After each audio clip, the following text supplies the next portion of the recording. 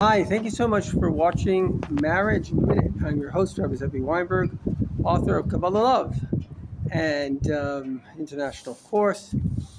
Feel free to reach out to me. I'll try to be in touch if you need anything personal. So, why do so many people get divorced? Why today more than before? And I think it all boils down to a very simple thing, which is also why it's so hard for so many people to get married, etc. Just the other day, I had a discovery. Somebody once asked me, what do you do? So I said, well, I think. It's kind of what I do. And once in a while, something good comes through. You see, many people, actually, I want to focus on the positive. I'm not going to say the negative. Let me just focus on the positive. Why did people in the past get and stay married? What was the secret? And the answer is quite simple, is marriage was sacred. The whole thing that's going on in our world, the whole, if you want to call it evil, of modernity, not to say that there isn't good, is the desire to kind of like a child that has no regard for the space that they're in, to kind of like poop on your own reality.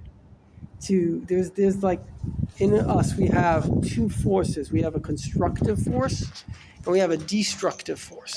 The constructive force loves to construct, make things beautiful and better and great and holy. But the destructive force likes to destruct, to take all that is beautiful and holy and good and smash it. There's like this sick pleasure in something so stupid. And so when you grow up in a society, again, I want to just focus on the positive. Why in the past was marriage successful? Because they saw it as something sacred.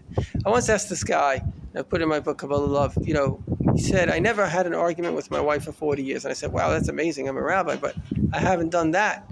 So I said, what's the secret to your marriage? So he said, when I was a young man, I once asked my boss to lend me £1 so I could buy a lottery ticket. And he says, when you win the lottery? When you walk down the chuppah. So here is a guy, he goes to his boss, he wants to buy a lottery ticket. What does the boss say? You want to know what the lotto is? Getting married. And that stuck with him. And because he always felt like he won the lotto when he got married, he treated it like the lotto. Those people that know that marriage to them is winning the lotto, they treat it like winning the lotto, and the wife feels cherished and happy, and everything is good. I saw this British documentary of like Brits that married people from different countries. This lady, she married this guy. I lived in Africa, so I understand it better. But she married this guy, literally living in a hut. But he was a very sweet man, and she was just so happy to her to be part of the community.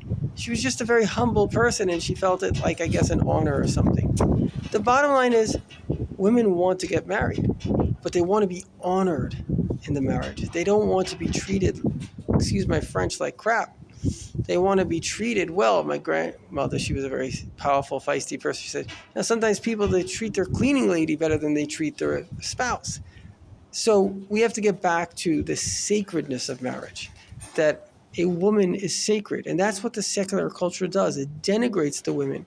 People have seen so many, I don't want to use the word, but pornography and so much damaged, and it's called objectification. Even if you didn't, you see just movies. It's all about making women into an object, into something that you desire, not who they are. In fact, the Rebbe says, women that dress unclad are sending a message that the only thing valuable in me is my body. When women that dress, you see this very clearly in Israel, they dress tznius according to Jewish modesty, which is covering, up to your elbows and covering by your neckline and basically wearing a skirt up to the knees and not showing skin. They are respected because when a man looks at a woman like that, he sees something dignified. Somebody that certainly is respecting themselves. How can you respect somebody that doesn't respect themselves? And so women really have a very important obligation, which is to buck the trend, to dress properly so men respect them. And women, on one hand, again, no negativity, only positive. Only positivity. The positive is the solution is in sacredness. Women knowing that they are sacred because they are sacred. They're God's children as everyone else. They have the ability of life, which is a godly gift. No man has that. That's unbelievable. And in fact, men have to know that they're sacred too. We're warriors of light. Baal Shem Tov calls a Jew a spiritual warrior. We're here to make the world a better place. We're sacred people. And in marriage, we can give and we can help and we can have unity and other things. So bottom line is that we have to embrace our sacredness. We have to embrace that the union is sacred and let go of this just evil force of destruction that wanted to make us feel like we're nothing. No, we're not nothing. We're everything. The whole world was created for us, for you, for me, for marriage, for unity, for love, for growth, for goodness. That's why it exists. It exists for us. So we're not nothing. We're everything. As we integrate that belief, we will have a much, much healthier society. Thank you for watching.